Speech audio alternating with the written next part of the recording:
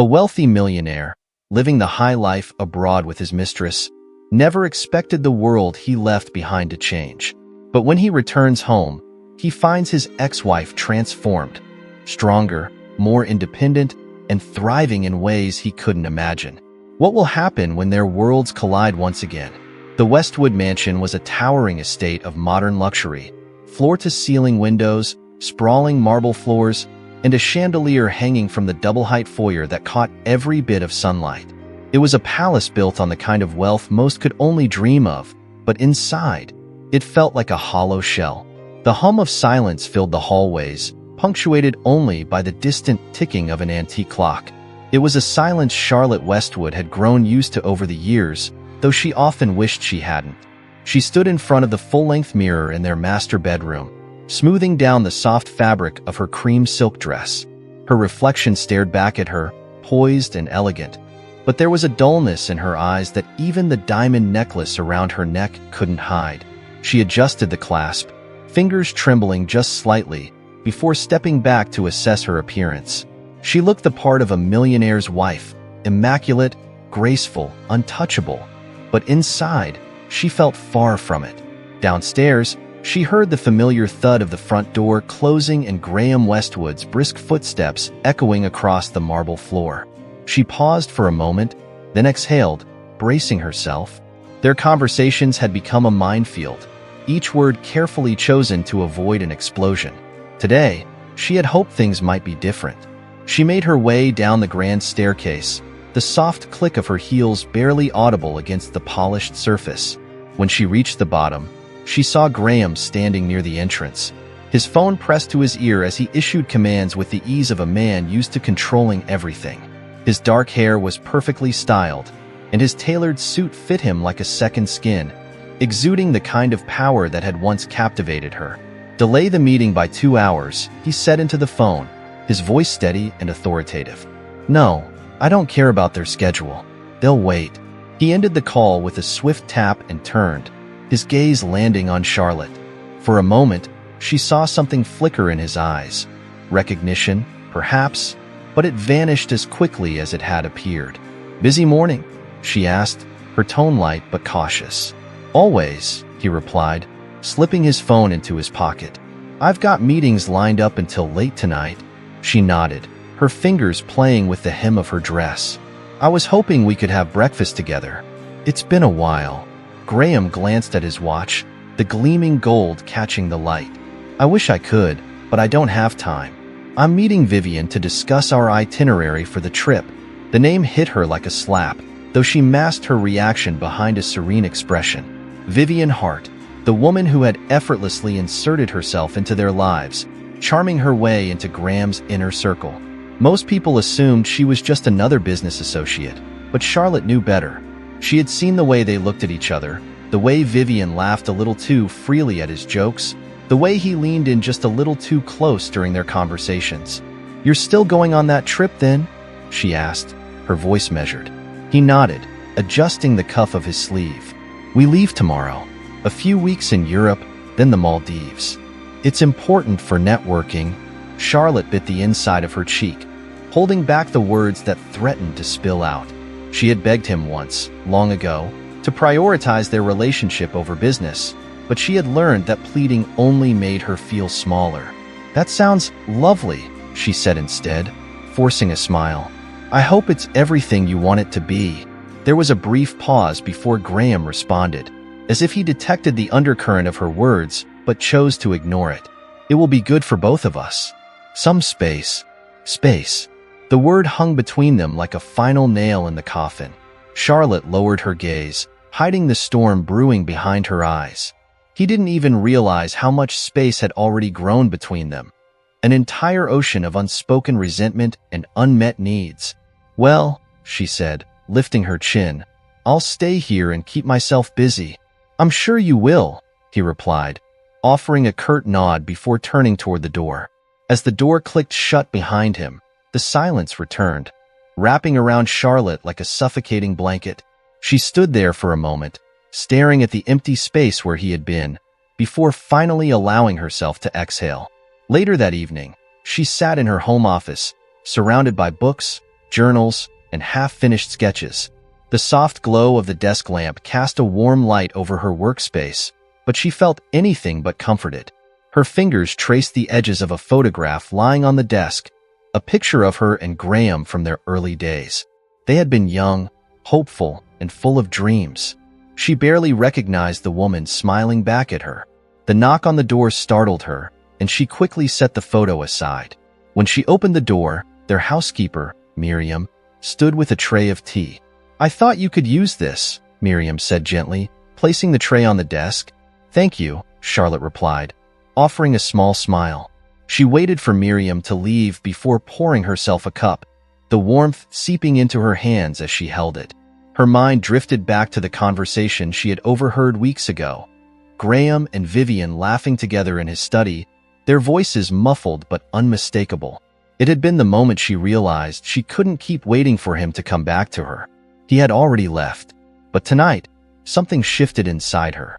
She wasn't going to let this be the end of her story. Graham could go on his luxurious vacation, flaunting his success and his mistress, but she would no longer be the woman waiting by the window for his return. No, she had plans of her own. She reached for her notebook, flipping to a fresh page. The pen felt heavy in her hand, but as she began to write, the weight lifted. Ideas flowed about charity work, business ventures, and the kind of legacy she wanted to build without him. This wasn't about revenge. It was about rediscovering the woman she had been before she became Mrs. Westwood. Hours passed, and when she finally set the pen down, the first rays of dawn were beginning to creep through the curtains. She stretched, her muscles aching from sitting too long, but a sense of calm settled over her. For the first time in a long while, she felt in control. The next morning, as Graham packed his designer luggage, Charlotte watched from the doorway. He didn't notice her, too focused on choosing the right tie to match his suit. She wondered if he would ever notice her again, or if she had already become a ghost in his life.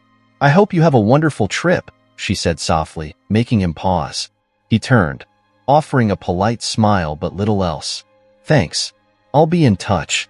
As he wheeled his suitcase down the hallway, Charlotte stayed rooted in place, listening to the fading sound of his footsteps. When the front door closed behind him, she allowed herself one final moment of reflection before turning back toward her office. There was work to do, and she wasn't going to waste any more time waiting for someone who had forgotten how to see her. As Charlotte and Graham stood at the precipice of their new beginning, it's time for you to weigh in. What would you do if you were in their shoes? Do you believe in second chances, or would you have walked away? Share your thoughts in the comments below. And don't forget to like this video and subscribe for more heartfelt stories. The private jet hummed quietly as it cut through the clouds, its sleek leather seats and crystal glassware a testament to excess. Graham Westwood reclined in his chair, one hand cradling a glass of scotch while the other lazily scrolled through emails on his tablet. The view outside the window was breathtaking. Blue skies and endless clouds stretched out like a canvas, but Graham hardly noticed. His mind was elsewhere, distracted by the weight of things he refused to confront. Across from him, Vivian Hart sat with perfect posture, her crimson dress hugging her figure and her manicured nails tapping gently against the armrest. She was the picture of luxury, effortlessly beautiful and confident. She glanced at Graham and smirked. "You're already working?" she teased, tilting her head. "I thought this trip was supposed to be about relaxation." He gave her a half smile, the kind that didn't quite reach his eyes. "Can't relax just yet. I've got a few deals to finalize." Vivian leaned forward, resting her elbow on the arm of her seat.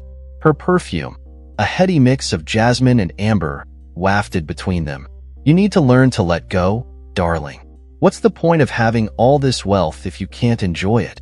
The plane jolted slightly as they hit a pocket of turbulence, and Graham tightened his grip on the glass. "I enjoy it just fine," he said, a bit too defensively. Vivian chuckled and leaned back, her gaze drifting out the window. "Then let's make sure this trip is memorable," she murmured, her voice dripping with suggestion. The jet touched down in Monaco, where luxury cars awaited to whisk them to the Hôtel de Paris, a palace of opulence nestled in the heart of the city. The hotel staff greeted them with practiced charm, whisking their luggage away as they were escorted to their suite. The suite itself was a work of art. Floor-to-ceiling windows with views of the Mediterranean, marble floors that gleamed under the chandelier's light, and a balcony that overlooked the city's glittering skyline. Vivian twirled in the middle of the room, her laughter echoing off the marble walls. "This is what I call paradise," she said, collapsing onto the plush couch and kicking off her designer heels. Graham stood by the window, watching as the waves crashed gently against the shore. The view was spectacular, but he felt a strange emptiness creeping in, the kind that no amount of luxury could fill. He had worked his entire life to achieve this level of success, but standing there, staring at the horizon, he couldn't shake the feeling that something was missing. "Graham," Vivian called, her voice pulling him back to reality. "Stop brooding and come enjoy this." She patted the seat next to her, and after a brief hesitation, he joined her. She poured them both glasses of champagne and raised hers in a toast. "To new adventures," she said, clinking her glass against his. "To new adventures," he echoed, though the words felt hollow. The days that followed were a blur of decadence. Mornings were spent yachting along the coast, afternoons shopping in designer boutiques, and evenings attending exclusive galas where champagne flowed like water. Graham played the role perfectly, laughing at the right jokes, shaking hands with the right people, and posing for photographs that would make the headlines of society magazines. But beneath the surface, he felt like a man trapped in a golden cage. One evening, as they dined on a rooftop overlooking the sparkling city, Vivian leaned across the table, her eyes glimmering under the candlelight. "I've been thinking," she said, her voice soft but calculated. "Maybe it's time we made this arrangement more permanent." Graham set down his fork, suddenly aware of how quiet the world around them had become. Even the distant hum of traffic seemed to fade. "Permanent?" he repeated, though he knew exactly what she meant. She reached for his hand, her fingers cool against his skin. "You've given me everything I could ever want, but there's one thing I don't have yet." Her gaze locked onto his, and for the first time, he saw the ambition behind her charm. "I want to be more than your companion, Graham. I want to be your partner." The weight of her words pressed down on him like an anchor, and for a moment, he couldn't breathe. He had known this conversation was inevitable, but hearing the words out loud made it real in a way he wasn't ready for. His mind flashed to Charlotte, the woman he had once promised forever to, the woman he had left behind without a second thought. He hadn't given her a single call since boarding the jet, and the guilt gnawed at him now, sharp and unforgiving. "I need time to think," he said finally, pulling his hand away. Vivian's smile faltered for a split second, but she quickly recovered, masking her disappointment with a sip of champagne. "Of course, I understand." But the tension lingered between them, a silent reminder that they were on different paths. As they returned to the suite that night, Graham found himself standing on the balcony, staring out at the moonlit sea. The waves rolled in and out, their rhythm steady and unchanging, as if mocking the chaos inside him. Meanwhile, back at the Westwood mansion, Charlotte was anything but idle. She had spent the past few days finalizing plans for a new project, an ambitious initiative that would fund scholarships for underprivileged students. Her desk was cluttered with documents, proposals, and contact lists, but the chaos was a welcome distraction. She hadn't heard from Graham, but she didn't expect to. He was too busy basking in the glow of luxury with Vivian, and for once, she wasn't letting it bother her. Instead, she poured her energy into building something meaningful, something that would outlast the hollow promises of their marriage. Late one evening, as she reviewed a financial report, her phone buzzed. She glanced at the screen and saw a message from her mentor, Eleanor Grant. "You're doing great things, Charlotte. Don't stop now." She smiled softly, the message a balm to her weary soul. Eleanor had been the one to remind her that she was more than just a wife, more than an accessory to someone else's success. With her guidance, Charlotte had begun to see herself as the architect of her own future. Back in Monaco, the cracks in Graham and Vivian's relationship widened. He had hoped that the trip would reignite his sense of purpose, but instead, it left him feeling more disconnected than ever. One morning, as they sat by the pool, Vivian scrolled through her phone, her expression sour. "You're barely present," she said, not bothering to look up. It's like your mind is somewhere else. He rubbed the back of his neck, the tension building. Maybe it is. The honesty caught her off guard, and for a moment, she stared at him as if seeing him for the first time. Is it her? She asked, her voice sharp. Are you thinking about Charlotte? He didn't answer, but the silence was confirmation enough. Vivian stood abruptly, the chair scraping against the stone floor. You're a fool, Graham, she spat. You have everything right here, and you're throwing it away. She stormed off, leaving him alone by the pool. He leaned back in his chair, the sun beating down on him, but all he felt was cold.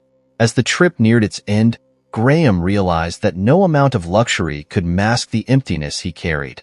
The life he had built, the choices he had made, they all felt like a hollow pursuit of something he couldn't even define. And for the first time, he wondered if Charlotte had been right all along. Maybe it wasn't about the wealth, the mistress, or the status. Maybe it was about finding something real. And maybe, just maybe, it wasn't too late. The mid-afternoon sun streamed through the floor-to-ceiling windows of Charlotte Westwood's home office, casting warm golden rays across the room. The scent of freshly brewed coffee wafted from the cup resting on her desk, but she hadn't touched it yet. Her fingers hovered over her laptop keyboard, tapping lightly as she skimmed through the latest proposal for the scholarship program she was spearheading. This project, this mission, had become more than just a distraction from her crumbling marriage. It was a symbol of her rebirth. A gentle knock on the door pulled her from her thoughts. Miriam, their housekeeper, peeked her head in with a knowing smile. There's someone here to see you, Mrs. Westwood. Charlotte looked up, confused. I wasn't expecting anyone. It's Eleanor Grant, Miriam said, stepping aside to let the older woman in. Eleanor entered with her usual air of elegance, a woman in her 60s who exuded wisdom and grace. She wore a tailored navy suit, her silver hair swept neatly into a chignon. She had been a guiding force in Charlotte's life ever since their chance meeting at a charity gala years ago. I didn't think I'd see you until the board meeting next week, Charlotte said, rising to give her a warm hug. I had some free time and thought I'd drop by to check on you, Eleanor replied, settling into the chair across from her.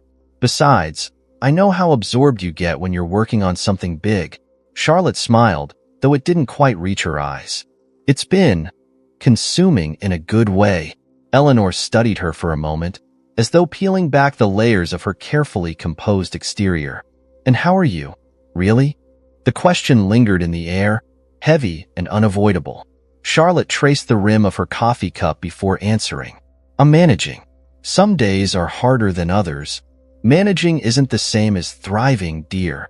I know, Charlotte admitted, sighing, but I'm getting there.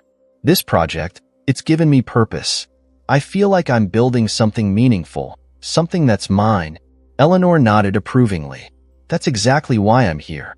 I've been talking with a few key donors, and they're interested in expanding the program. If you're up for it, you could oversee the expansion personally. The offer hung between them, tempting and terrifying all at once. Expanding the program meant stepping further into the spotlight, something Charlotte had always avoided while married to Graham. But now, the idea of standing on her own, of being recognized for her own achievements, ignited a spark inside her. I'd love to, she said softly, her voice gaining strength as the words settled. I'm ready. They spent the next hour discussing the logistics, mapping out potential partnerships, and strategizing how to present the initiative to the board. By the time Eleanor left, Charlotte felt a renewed sense of purpose. She had spent years supporting Graham's ambitions, but now she was creating her own legacy. As the evening settled over the city, the warm glow of the setting sun painted the sky in hues of amber and pink. Charlotte stepped out onto the terrace, the cool breeze brushing against her skin. She wrapped her arms around herself, not from the cold, but from the weight of the memories this place held. She could still picture the nights she and Graham had spent out here, sipping wine and talking about their future, back when their dreams had been intertwined. Her phone buzzed in her pocket, pulling her from her thoughts. She glanced at the screen and saw a message from an unfamiliar number. This is only the beginning. Don't let anyone hold you back. Eleanor, a small smile tugged at her lips as she locked her phone and leaned against the railing. For the first time in a long while, the future didn't seem so daunting. Meanwhile, across the Atlantic, Graham Westwood sat at the bar of a luxury hotel in Rome, nursing his second glass of bourbon. The room was filled with the hum of conversation, laughter, and the clinking of glasses, but it all blurred together into white noise. Vivian Hart sat beside him, scrolling through her phone with a bored expression. "You're quiet tonight," she said, not looking up. "I'm thinking," he replied, swirling the amber liquid in his glass.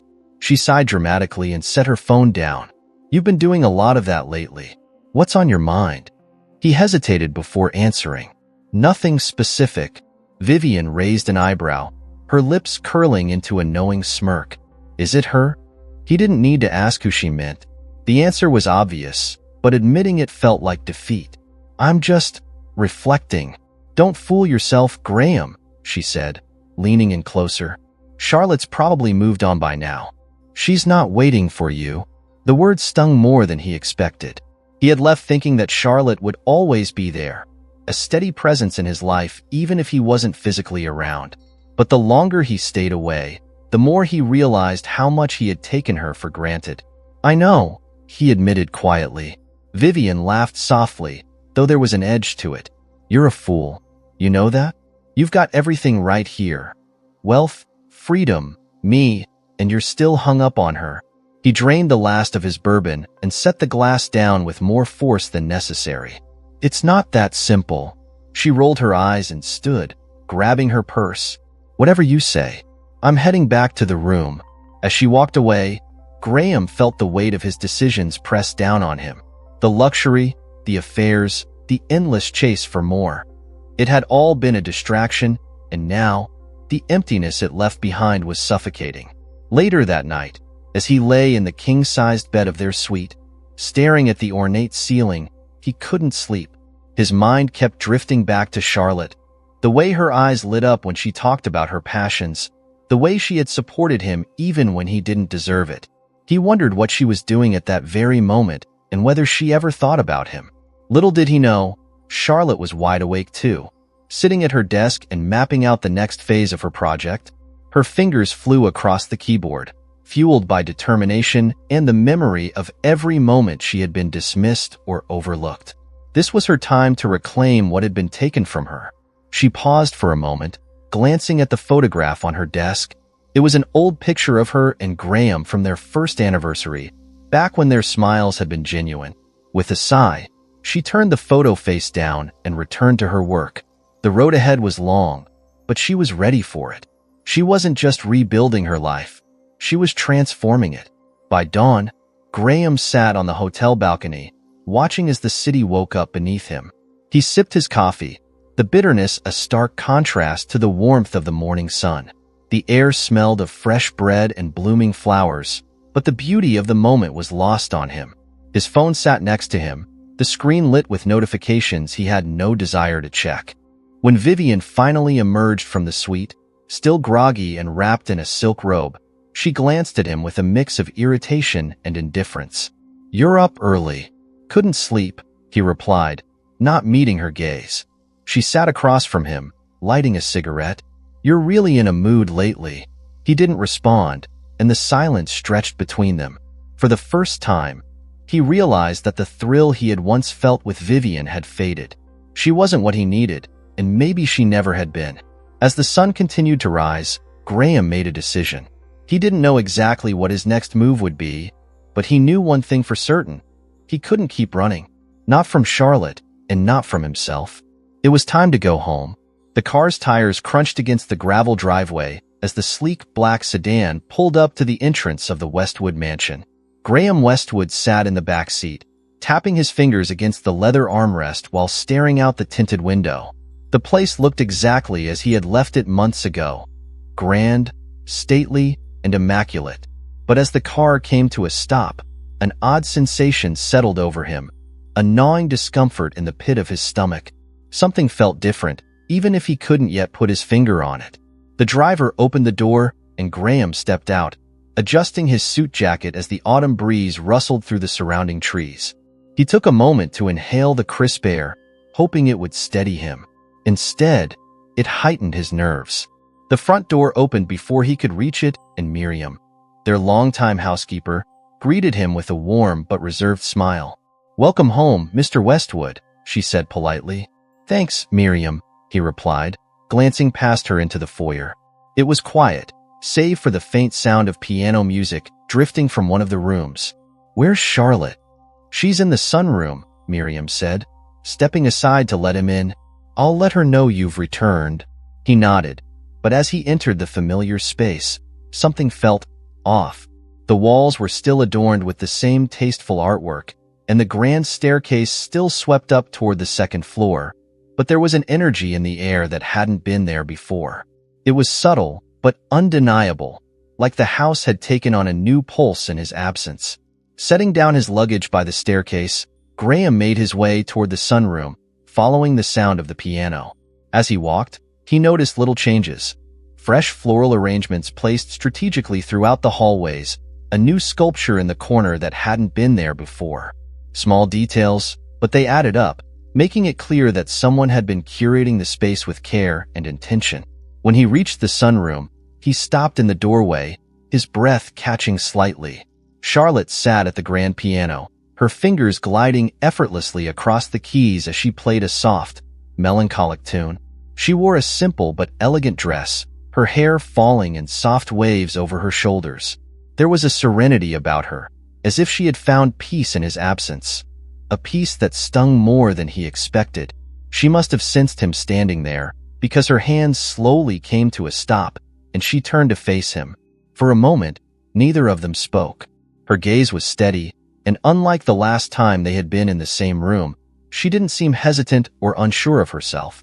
"You're back," she said, her voice calm and measured. "I am," he replied, stepping further into the room. "I didn't want to surprise you." She smiled faintly, though it didn't quite reach her eyes. "It's fine. I've had plenty of time to adjust to surprises." The weight of her words hung between them, but Graham didn't know how to respond. Instead, he glanced around the room, noting the changes here too. New books lining the shelves, a vase of fresh lilies on the side table. It was as if every corner of the house now reflected her presence, her influence. "You've been busy," he said, gesturing to the room. "I have," she replied, folding her hands in her lap. "I decided to make a few changes while you were gone." He nodded slowly, still absorbing the shift in atmosphere. "It suits you." An awkward silence settled between them before Charlotte stood and walked over to the window, gazing out at the sprawling garden. "How was your trip?" "Long," he admitted, joining her by the window. "It wasn't what I expected." "Things rarely are," she said softly, as if speaking from experience. Her gaze remained fixed on the garden, but he could tell her mind was elsewhere. "Did you find what you were looking for?" He hesitated. No, the simplicity of his answer seemed to catch her off guard, and she finally turned to look at him. "Then why did you go?" It was a question he had asked himself more times than he cared to admit. "I thought I needed to get away, to figure things out," he said, his voice laced with regret. "But the further I got, the more lost I felt." Her expression softened slightly, but she remained guarded. "And now you're back." "Yes," he said, stepping closer. "I'm back because I realized that what I was looking for wasn't out there. It was here with you." Her breath hitched, but she quickly recovered, taking a step back. "Graham, you can't just expect things to go back to the way they were." "I know," he said, his voice earnest. "I don't expect that. I know I messed up, and I'm not asking for forgiveness overnight. But I need you to know that I see things differently now." She studied him for a moment, as if searching for sincerity in his words. "You left, Graham. You left when I needed you most."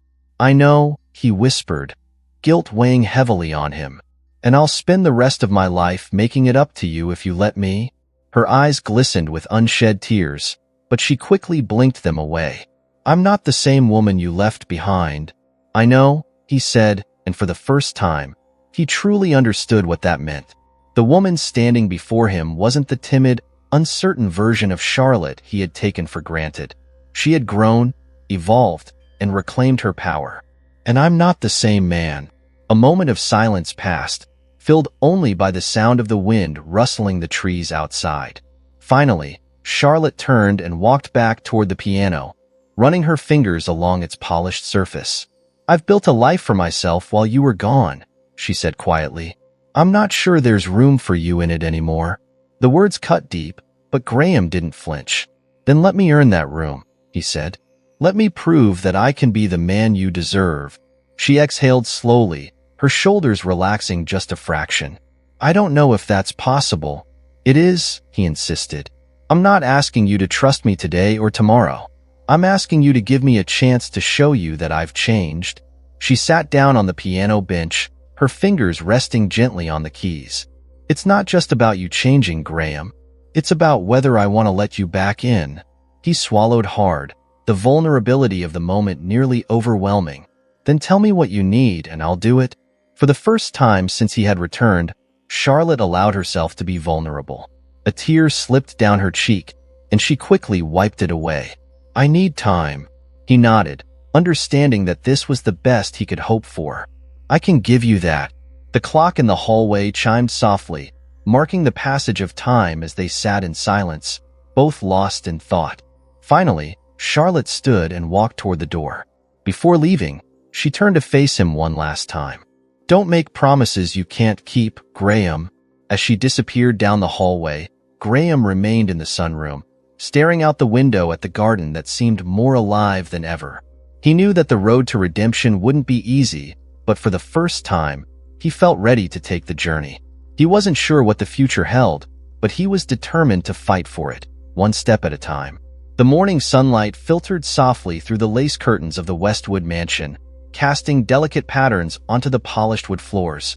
Graham Westwood sat in the breakfast room, the quiet hum of the coffee machine filling the air as he drummed his fingers against the marble tabletop.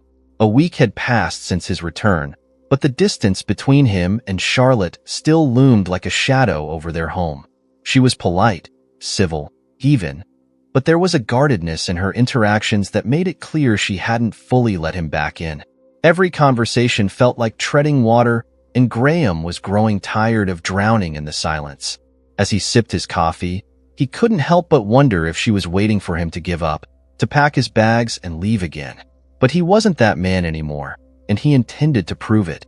The sound of approaching footsteps pulled him from his thoughts, and Miriam appeared in the doorway, carrying a stack of mail.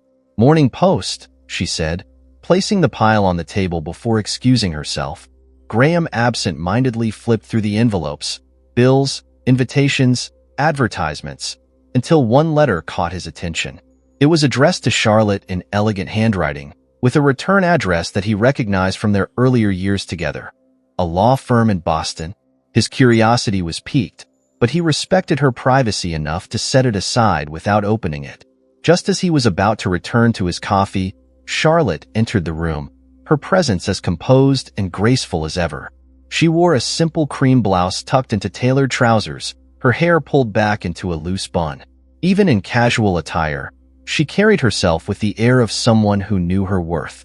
"Good morning," she said, pausing briefly by the counter to pour herself a cup of tea. "Morning," Graham replied, watching as she moved toward the table and noticed the letter. Her eyes flickered with recognition, and for a moment, she hesitated before picking it up. "Something important?" he asked, attempting to sound casual. She didn't answer right away. Instead, she ran her thumb along the edge of the envelope, as if debating whether to open it in front of him. Finally, she sat down and carefully peeled it open. Her eyes scanned the contents, her expression remaining unreadable, but he noticed the way her fingers tightened around the paper. "Everything okay?" he pressed, leaning forward slightly. She folded the letter neatly and set it aside, her gaze meeting his.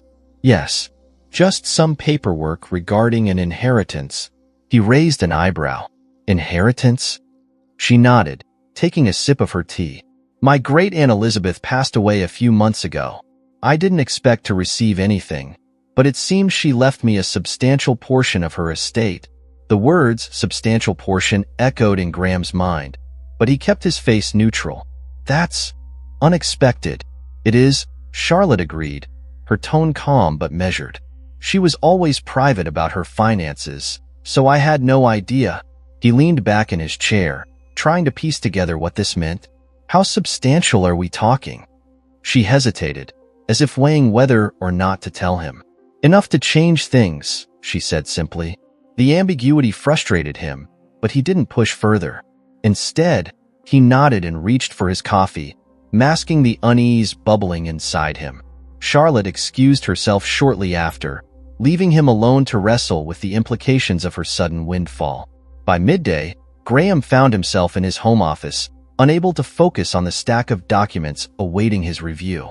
The news of Charlotte's inheritance lingered like a persistent itch at the back of his mind. He had always been the provider, the one with the financial power in their relationship, but now, the balance had shifted, and he wasn't sure how to navigate it. Determined to get some answers, he made a call to an old friend who worked in financial consulting. Within an hour, he had more information than he had anticipated. Charlotte wasn't just inheriting a small fortune. She was now one of the wealthiest women in their social circle, with assets ranging from real estate to investments in major corporations. He sank into his leather chair, running a hand through his hair. The revelation was both humbling and unsettling. Charlotte had always been supportive of his success, but he had never considered what it would be like if their roles were reversed. Now, she held the kind of power he had once wielded so effortlessly, and it terrified him. His thoughts were interrupted by the sound of footsteps approaching his office. He looked up to see Vivian Hart standing in the doorway, her arms crossed and an amused expression on her face. "You don't look happy to see me," she teased, stepping inside without waiting for an invitation. Graham sighed and leaned back in his chair. "What are you doing here, Vivian?" "I was in the neighborhood and thought I'd check in," she said, casually seating herself on the edge of his desk. "But judging by the look on your face, I'd say something's got you rattled." He didn't respond, but the silence was enough for her to press further. "Let me guess," she said, twirling a strand of hair around her finger. "It has something to do with Charlotte, doesn't it?" "Vivian, I'm not in the mood for games," she smirked, clearly enjoying his discomfort. "You know, I warned you about this. You thought she'd be sitting here waiting for you to come back, but she's outgrown you, Graham. And now she's got the money to prove it." Her words hit harder than he expected, and he stood abruptly, pacing to the window. The view of the garden offered little comfort as he tried to compose himself. "I'm not going to lose her," he said firmly. Vivian laughed, a bitter sound that echoed off the walls. "She doesn't need you anymore. That's the difference." He turned to face her, his jaw clenched. "Maybe she doesn't need me, but that doesn't mean I'm giving up." She rolled her eyes and slid off the desk. "You always were stubborn. But be careful, Graham. She's not the woman you remember. You might not like what you find." Without another word, she sauntered out of the office, leaving him alone with his thoughts. He sank back into his chair, her parting words replaying in his mind. He knew she was right in some ways. Charlotte had changed, and he couldn't rely on their shared history to win her back. He needed to prove that he was worthy of the life she was building. That evening, Charlotte attended a charity gala downtown, an event she had once dreaded but now embraced with confidence. As she mingled with influential figures and shared her vision for the scholarship program, she felt a sense of belonging she hadn't experienced in years. She wasn't just Mrs. Westwood anymore. She was a force to be reckoned with. When the event concluded, she stepped outside to find her driver waiting. But before she could reach the car, she heard a familiar voice calling her name. She turned to see Graham approaching, his tie slightly loosened and a look of determination in his eyes. "Can we talk?" he asked, slightly out of breath. "Graham, what are you doing here?" she asked, surprised. "I needed to see you," he said, stepping closer. "I know about the inheritance." Her expression hardened slightly. And I want you to know that this doesn't change how I feel," he said earnestly. "I'm not here because of the money. I'm here because I still believe in us." She studied him for a moment, her gaze searching for any hint of insincerity. "This changes everything, Graham. You need to understand that." "I do," he said, his voice steady. "But I also know that money isn't what defines us. It's what we do with it that matters." Her lips parted, as if to respond, but she hesitated. The weight of his words settled over her, and for the first time, she saw a glimpse of the man he used to be, the man she had fallen in love with. "I don't know if I can trust you yet," she admitted. Then let me earn it, he said softly. The city lights flickered in the distance as they stood there, the air thick with unspoken promises and possibilities. Neither of them knew what the future held, but one thing was clear. This was only the beginning. The ballroom at the Grand Crest Hotel buzzed with the sounds of polite conversation, the clinking of champagne flutes, and the soft hum of a string quartet playing in the background. Chandeliers glittered overhead, casting a golden glow over the crowd of elite socialites, business moguls, and philanthropists who had gathered for one of the year's most prestigious charity galas. The air smelled of expensive perfume and ambition, but tonight, one woman stood at the center of it all, Charlotte Westwood. She moved through the room with effortless grace, her emerald green evening gown hugging her figure perfectly, the fabric shimmering under the lights. Her hair was styled in soft waves that framed her face, and her smile, polite but enigmatic, drew people toward her like moths to a flame. She was no longer just the woman standing in Graham Westwood's shadow. Tonight, she was the star. Charlotte, an older man in a tailored tuxedo, called, extending his hand. Harold Lorne, one of the city's most influential real estate developers, greeted her warmly. You've certainly made an impression tonight. Everyone's been talking about your new initiative. She accepted his handshake, her confidence unwavering. Thank you, Harold. I'm just grateful for the support we've received. This scholarship program means a lot to me. And it shows, he said, offering a genuine smile. The way you've turned this project into something monumental. It's inspiring. Charlotte gave a modest nod, though inside, a flicker of pride warmed her chest. This was what she had worked for. Recognition, not as someone's wife, but as a woman who had carved her own path. She excused herself after a few minutes and made her way toward the bar, needing a brief reprieve from the constant flow of conversations. As she reached for her glass of champagne, she caught sight of Graham across the room. He was speaking with a small group of investors, his posture as composed and confident as ever, but there was a shadow in his gaze that hadn't been there before. His tailored black suit fit him perfectly, but the man wearing it seemed different, less sure of himself, more contemplative. He glanced up and their eyes met. For a moment, the noise around them faded, and time seemed to slow. It wasn't the first time they had seen each other at an event since his return, but tonight, something about the weight of his stare unsettled her.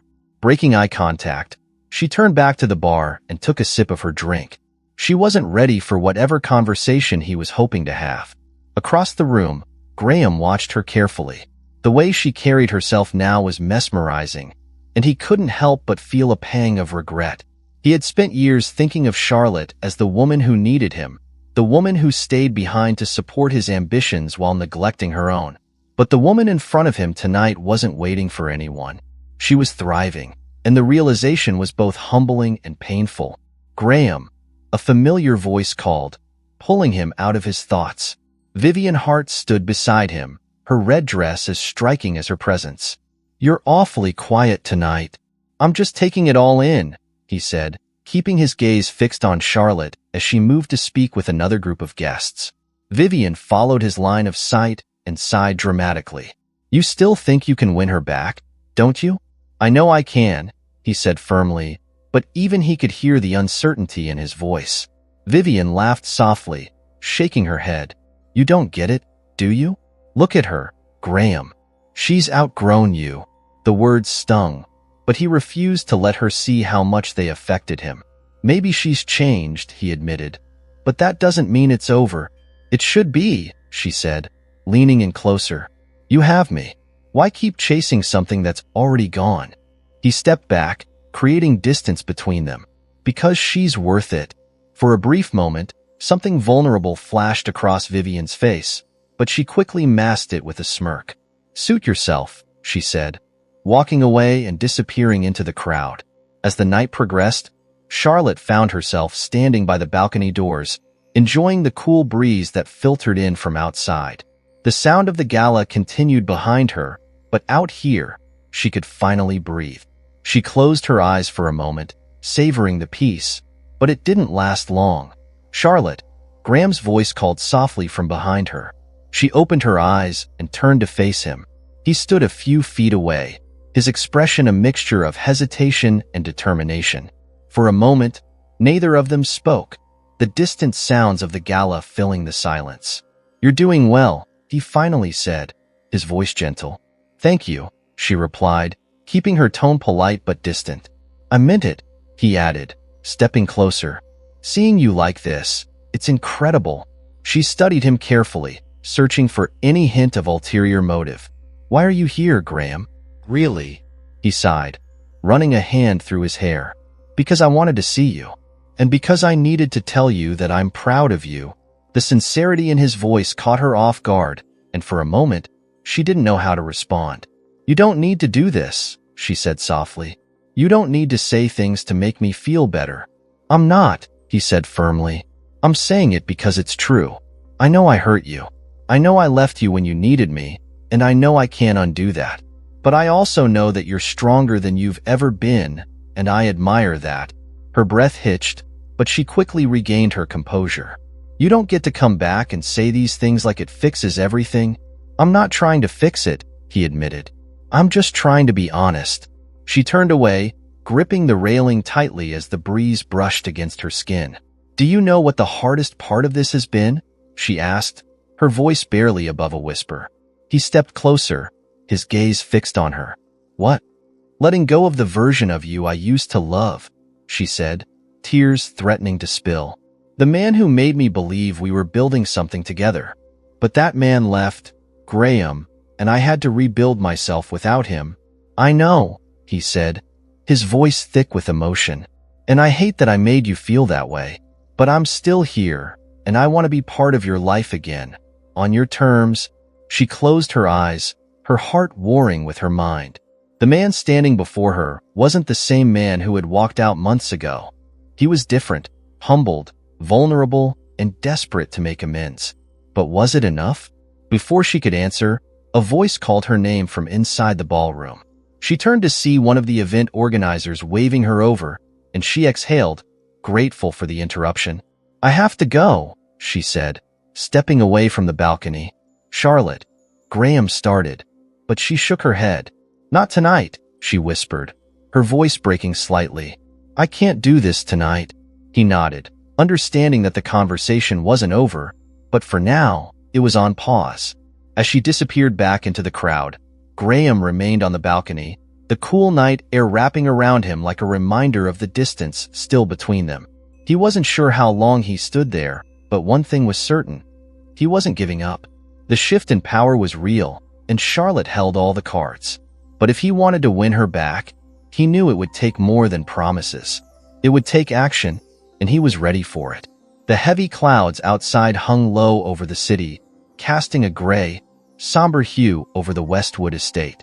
Rain tapped lightly against the glass windows, creating a rhythmic, almost hypnotic sound that contrasted sharply with the storm brewing inside. Charlotte Westwood stood in the kitchen, her hands gripping the edge of the marble countertop as she stared into her cup of tea. The steam rose lazily, but she made no move to take a sip. She had been awake since dawn, unable to shake the weight pressing on her chest. Last night's encounter with Graham at the gala replayed in her mind like a broken record. His words, so raw, so honest, had stirred something deep within her, something she had buried beneath layers of resentment and independence. But she wasn't ready to confront those feelings. Not yet. Footsteps echoed in the hallway, growing louder until Graham appeared in the doorway. His shirt sleeves were rolled up, and his tie hung loosely around his neck, giving him a disheveled look that seemed out of place in the pristine, organized kitchen. For a moment, neither of them spoke. The only sound was the rain and the faint ticking of the clock mounted on the wall. "Morning," he said softly, breaking the silence. "Morning," she replied, her voice barely audible. He moved toward the coffee machine, pouring himself a cup before leaning against the counter across from her. His gaze lingered on her, as if searching for an opening, but Charlotte kept her eyes focused on the swirling tea in her cup. "I couldn't sleep last night," he admitted, setting his coffee down. "I kept thinking about what you said." Her fingers tightened around the porcelain cup. "Graham, I don't want to have this conversation right now." "We need to," he said gently but firmly. "You've been avoiding me since I came back, and I get it. I deserve that. But we can't keep dancing around this." She finally looked up, meeting his gaze. His green eyes, once so full of arrogance and self-assurance, now held a vulnerability she wasn't used to seeing. It disarmed her, but she quickly put up her defenses again. "What do you want me to say?" "The truth," he said, stepping closer. "Tell me how you really feel." Her breath hitched, and she turned away, walking toward the window. The rain had intensified, droplets sliding down the glass like tears. "You left, Graham," she whispered, her voice cracking. "You left me here to pick up the pieces, and now you're back, expecting me to just forget?" "I'm not asking you to forget," he said, his voice trembling slightly. "I'm asking you to give me a chance to make things right." She let out a bitter laugh, shaking her head. "You don't get it, do you? I spent years supporting you, believing in your dreams, thinking that one day you'd make room for mine. But you didn't. You left when things got hard, and I had to rebuild myself without you." He closed the distance between them, standing just a few feet away. "I know I failed you," he said, his voice thick with regret, "and I'll carry that guilt for the rest of my life. But Charlotte, you've changed. You've become this incredible, powerful woman, and I admire you more than I ever have. I want to be part of your life again. Not because I need you, but because I respect you." Tears welled in her eyes, but she refused to let them fall. Respect wasn't enough before. Why should it be now? "Because I'm different," he said, stepping even closer. "I know that doesn't erase what I did, but I'm willing to prove to you that I can be the man you need." She turned to face him fully, her chest rising and falling with the weight of her emotions. "How do I know this isn't just another promise you'll break?" "I can't give you guarantees," he admitted, "but I can give you my word, and I'll spend the rest of my life making sure I don't break it again." The vulnerability in his voice cracked something inside her, and before she could stop herself, the tears she had been holding back spilled over. He reached out, gently brushing a tear from her cheek with his thumb.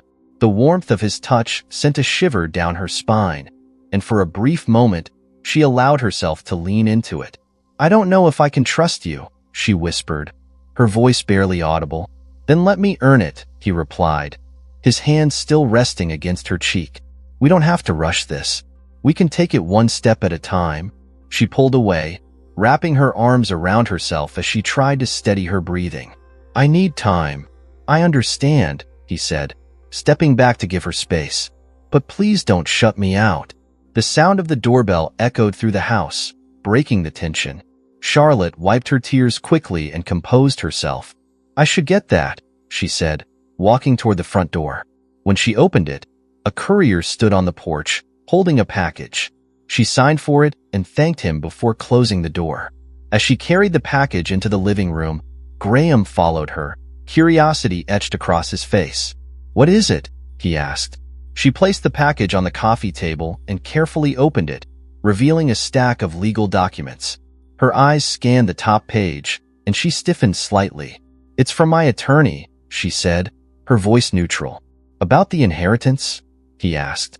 "Yes," she replied, flipping through the pages. "It's the final transfer of assets." His throat tightened as he watched her. "You've really built something incredible, haven't you?" She looked up, her expression unreadable. "Yes, I have." Silence settled between them, heavy with unspoken words. Graham wanted to tell her how proud he was, how much he regretted not seeing her potential sooner, but the words felt inadequate. Instead, he sat down on the couch, running a hand through his hair. "I used to think success was about power," he admitted, "about being the one in control. But now, seeing you like this, I realize how wrong I was. Success isn't about control. It's about creating something meaningful, something that lasts." She studied him for a moment, her gaze softening just slightly. "It took me a long time to understand that too. I want to be part of that world," he said, meeting her gaze. "But only if you'll have me." Her lips parted, but no words came out. She wasn't ready to make a decision, and he could see that. But he also saw something else, hope. It was faint, like the first ray of sunlight breaking through storm clouds. But it was there.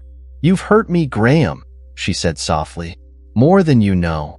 "I know," he whispered, "and I'll spend the rest of my life trying to make up for it." She stood, hugging herself tightly as she stared out the window at the rain. The storm was beginning to let up, the sky brightening ever so slightly. "I don't know if we'll ever be what we used to be. Maybe we're not supposed to be," he said, standing as well. "Maybe we're supposed to be something new, something stronger." She didn't answer right away. Instead, she closed her eyes, letting his words sink in. When she finally turned back to face him, her expression was a mixture of uncertainty and cautious optimism. "I need time," she repeated, but this time, her voice carried a hint of possibility. He nodded, understanding that this was the most she could offer for now. "I'll wait." As the rain outside slowed to a drizzle, they stood in the quiet living room, two people caught between the pain of the past and the hope of what could be. The road ahead was uncertain, but for the first time, neither of them was running from it. The late afternoon sun filtered through the large windows of Graham Westwood's downtown office, casting long, golden shadows across the oak conference table. The room smelled faintly of leather and freshly brewed coffee, but the usual hum of energy and power that once defined this space had long faded. Graham sat at the head of the table, the collar of his shirt slightly unbuttoned and his sleeves rolled up to his elbows. Stacks of financial reports lay in front of him, each one more damning than the last. The numbers didn't lie. His business was in trouble. He leaned back in his chair, running a hand through his hair as he tried to make sense of how it had all unraveled so quickly. Just months ago, he had been riding high, closing deals and expanding his portfolio. But somewhere along the way, the cracks had started to form. First, it was a failed investment in a luxury development that had drained a significant portion of his capital. Then, key partners began to pull out, citing instability and rumors of internal conflict. Now, with investors losing confidence and the board demanding answers, Graham felt the weight of the world pressing down on his shoulders. "Sir," Margaret, his assistant, appeared in the doorway, her expression hesitant. "The board meeting is scheduled for 4 p.m. They're expecting a detailed recovery plan." He nodded, though he had no idea what he was going to say. "Thanks, Margaret." As she left, the silence of the room closed in around him. He had always been the man with a plan, the one who thrived under pressure, but this time felt different. This time, he wasn't sure if he could fix it. His phone buzzed on the table, and he glanced at the screen. It was a message from Vivian Hart. "I heard about the business. Want to meet?" He stared at the message for a moment before deleting it. Vivian had distanced herself from him the moment things started to go south, and he had no interest in revisiting that chapter of his life. She had been a distraction, a reminder of the man he no longer wanted to be. What he needed now wasn't someone to soothe his ego. It was a solution. But the solution seemed just out of reach, slipping through his fingers no matter how hard he tried to hold on. Meanwhile, across town, Charlotte Westwood sat in the conference room of a non-profit organization she had partnered with for her scholarship program. The room was bright and welcoming, filled with charts, diagrams, and photographs of students who had already benefited from the initiative. She listened intently as the program director outlined their latest progress, jotting down notes and offering feedback where needed. "Thanks to your support, we've been able to expand into 2 additional schools this year," the director said, beaming. "The response from the community has been incredible." Charlotte smiled, a genuine warmth spreading through her chest. "That's wonderful to hear. Let's keep building on this momentum." As the meeting wrapped up, her phone vibrated in her bag. She pulled it out and saw a message from Miriam. "Graham's business is all over the news. Thought you'd want to know." Her fingers hovered over the screen for a moment before she tapped on the link Miriam had included. It led to an article detailing Graham's recent financial troubles, complete with speculation about whether he could recover. The headline was brutal. "Westwood Enterprises on the brink. Can the former Titan rebuild?" Her chest tightened as she read through the article, her mind flashing back to the man she had once known. The man who had been so confident, so driven, and so determined to conquer the world. But this wasn't the same Graham anymore. The man she had seen at the gala and on their recent encounters was different. Humbled, yes, but also desperate. She closed the article and sat back in her chair, torn between concern and self-preservation. She had spent months building a life independent of him, and the last thing she wanted was to get pulled back into his chaos. But another part of her, the part that had once loved him deeply, couldn't ignore the sinking feeling in her gut. Was he truly beyond saving? Or did he still have the strength to pull himself out of this mess? Later that evening, Graham sat in his apartment, nursing a glass of whiskey as the city lights twinkled outside his window. The weight of the day pressed heavily on him, and the alcohol did little to numb the ache in his chest. He had spent the past few hours poring over strategies, reaching out to contacts, and trying to piece together a plan, but nothing seemed solid enough to present to the board tomorrow. His thoughts drifted to Charlotte, as they often did during moments of weakness. He wondered what she was doing, whether she had heard about his situation, and if she even cared. He had been so sure that he could win her back, but now, with everything falling apart, he wasn't sure if he even deserved her. The knock at the door startled him. He set his glass down and walked over, half expecting it to be Margaret with more bad news. But when he opened the door, he was met with the last person he expected to see. Charlotte. His voice was thick with surprise. She stood in the hallway, a mixture of hesitation and determination etched across her face. She wore a navy trench coat, her hair slightly damp from the evening mist. "Can I come in?" He stepped aside, closing the door behind her as she entered the apartment. The air between them was heavy, charged with unspoken emotions. For a moment, they just stood there, staring at each other, before Charlotte broke the silence. "I heard about the business," she said softly. He exhaled, running a hand through his hair. "I figured you would." "I wasn't sure if I should come," she admitted, removing her coat and draping it over the back of a chair. "But I couldn't stop thinking about you." Her words sent a wave of warmth through him, but he quickly pushed it aside. "I'm not sure what you're hoping to find here, Charlotte. I'm not exactly in a good place right now." "I know," she said, stepping closer. "That's why I'm here." He sank onto the couch, leaning forward with his elbows resting on his knees. "I don't know how to fix this," he confessed, his voice barely above a whisper. "Everything's falling apart, and I don't know where to start." Charlotte hesitated for a moment before sitting beside him. "Then start by being honest with yourself." "I've made so many mistakes," he said, shaking his head. "With the business, with you." "I'm not here to rehash the past," she interrupted gently. "I'm here because I believe you can still fix this. But you need to stop trying to do it all alone." He turned to face her, his eyes filled with a mixture of hope and fear. "I don't know if I can." "You can," she said firmly. "But you have to let go of the idea that asking for help is a sign of weakness. It's not. It's how you grow." Her words hung in the air, and for the first time in a long while, Graham felt the weight on his chest begin to lift. He had spent so long trying to be the man who could do it all, who didn't need anyone. But now, he realized how lonely that path had been. "What do I do?"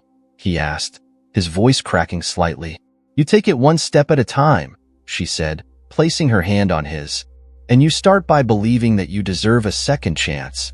His gaze dropped to their hands, her touch grounding him in a way that nothing else had. He didn't know if he could fix everything overnight, but with Charlotte by his side, even if just as a guiding presence, he knew he could at least try. "Thank you," he whispered, the sincerity in his voice cutting through the silence. As they sat there, the city lights flickering in the distance, Graham realized that redemption wasn't about erasing the past. It was about learning from it and building something better. And with Charlotte's faith in him, he finally believed that he could.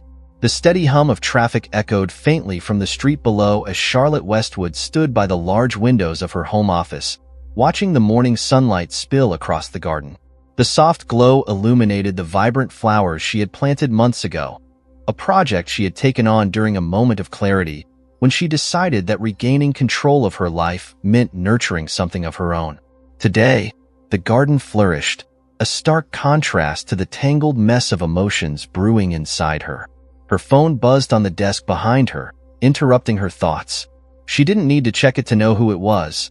Graham had been texting her regularly over the past week, but she had yet to respond to most of his messages. She wasn't ignoring him out of spite, but because she wasn't sure what to say.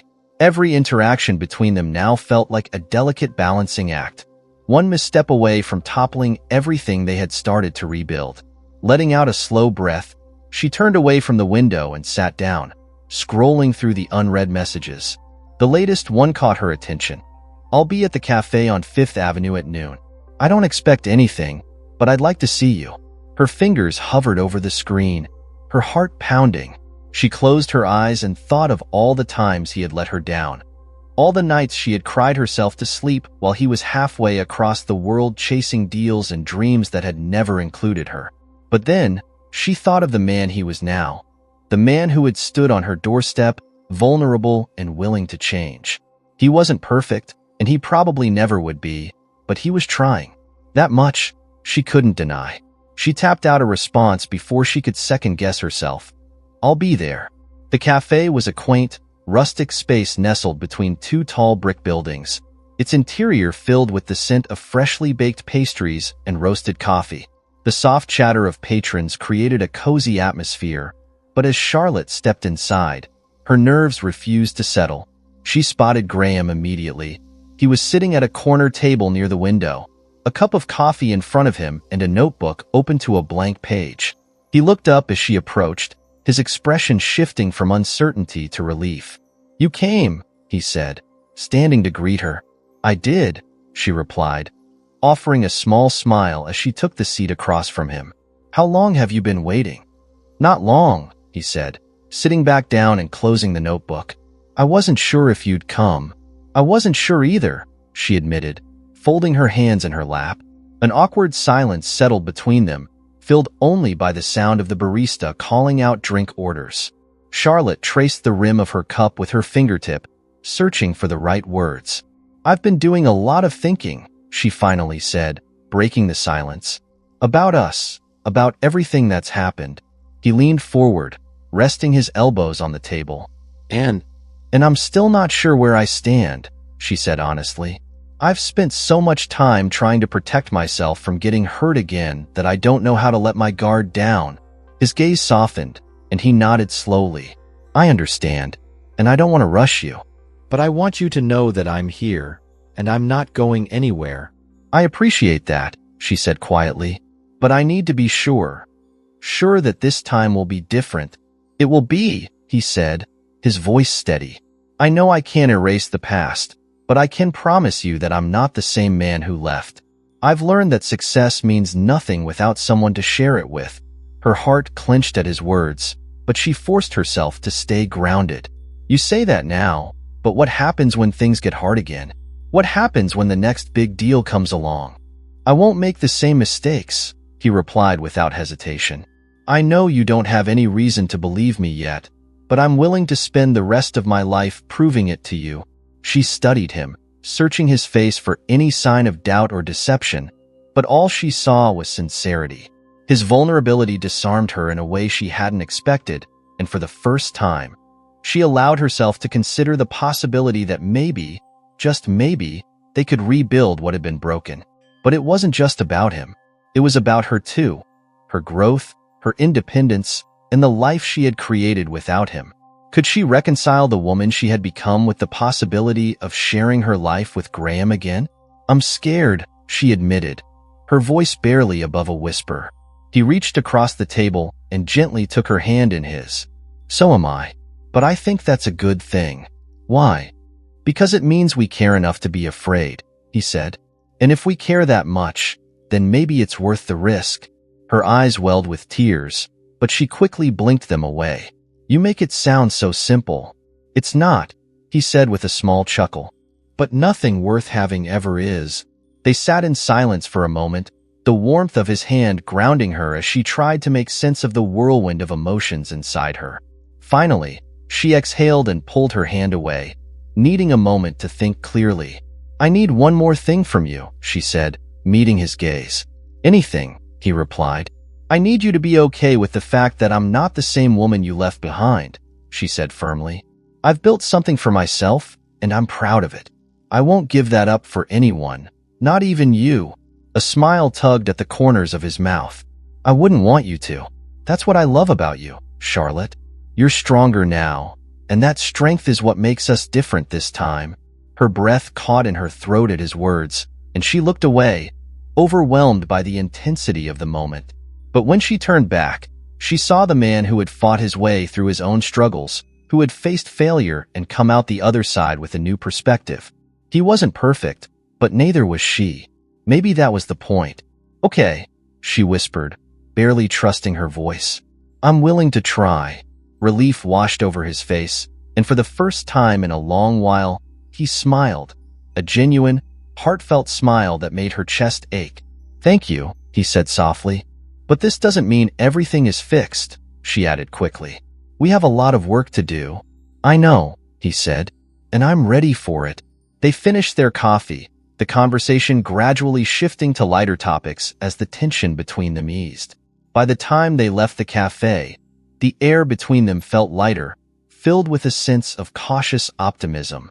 As they walked down the street together, the city bustling around them, Charlotte realized that this wasn't the end of their journey. It was just the beginning of something new. There would be challenges ahead, moments of doubt and difficulty, but for the first time in years, she felt like they had a chance. And that, she thought, was worth everything. The soft glow of twilight bathed the garden in shades of amber and violet as Charlotte Westwood stood on the stone pathway, her eyes tracing the outlines of the blooming flowers she had planted months ago. The scent of lavender and jasmine drifted through the air, carried by a gentle evening breeze. It was peaceful here, a haven she had created during her loneliest moments, and now, it seemed fitting that this was where she found herself tonight. Her hands rested lightly on the wooden railing of the garden's pergola, where she had spent many sleepless nights thinking about the life she had once shared with Graham. There was a time when she had come here to cry, to scream silently into the night, and to ask herself why she wasn't enough for him. But tonight, there were no tears, only the quiet hum of possibility. She heard the crunch of footsteps behind her and turned to see Graham approaching. He had shed his usual suit and tie for a more relaxed look, dark jeans, a gray sweater, and the faintest shadow of stubble on his jaw. He looked different, and it wasn't just the clothes. There was a calmness about him, a grounded presence that hadn't been there before. As he reached her, he smiled, a small, tentative gesture, as if he wasn't sure how welcome he was in this sacred space. "You found me," she said softly, turning back to the garden.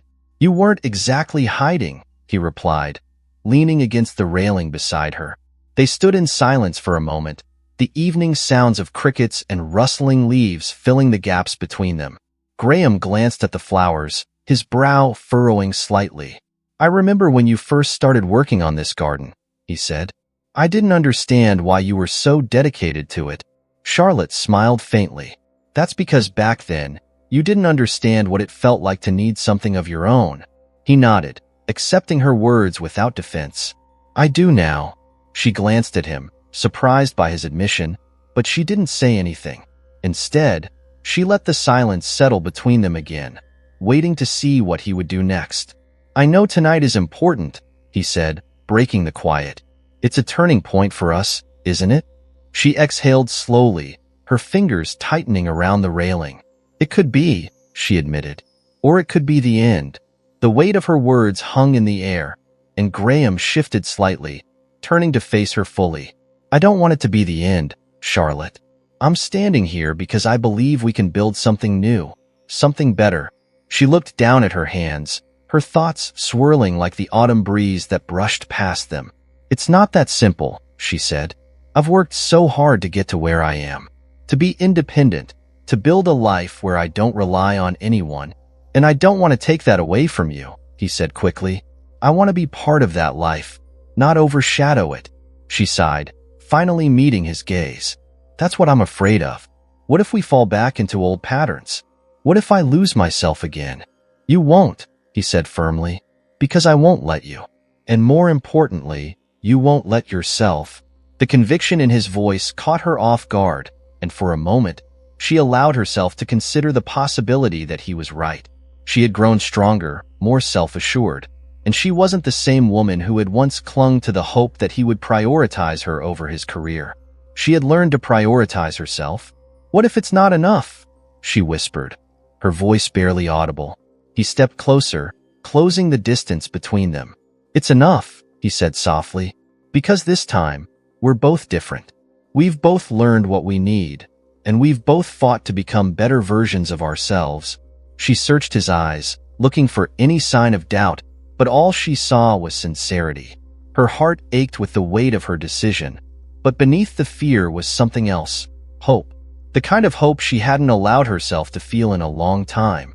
"Do you remember the last time we stood in this garden together?"